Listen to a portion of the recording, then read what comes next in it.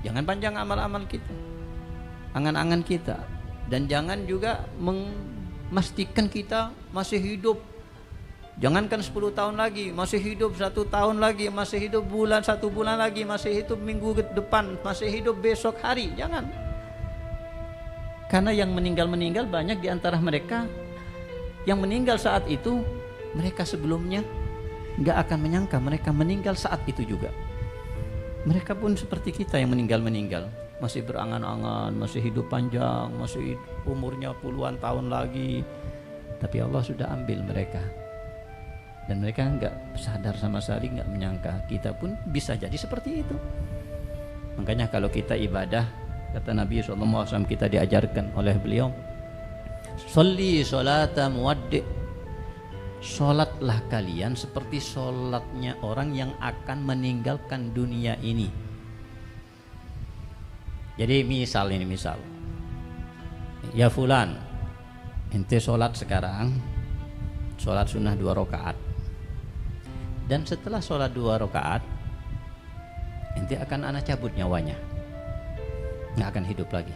Ana kasih kesempatan terakhir sholat 2 rakaat. Kira-kira sholatnya bagus apa jelek? Pasti bagus. Nangis sama Allah, ya Allah ini terakhir sholat, taubat sama Allah, dia khusyuk, dijaga bacaan Fatihahnya, kalau perlu panjang suratnya. Ini terakhir ini setelah ini nggak ada kesempatan. Nah, itulah yang diajarkan oleh Nabi kita. Kalau sholat, jadikan seakan-akan itu sholat terakhir. Kalau kita ngaji, jadikan itu adalah ngaji terakhir kita. Setelah itu kita akan menghadap kepada Allah. Kalau kita mau menjalani Ramadan, jadikan Ramadan itu adalah yang terakhir. Belum tentu kita mendapatkan Ramadan ke depan. Jadikan kesempatan terakhir ini Ramadan. Maka ambil kesempatan sebaik mungkin.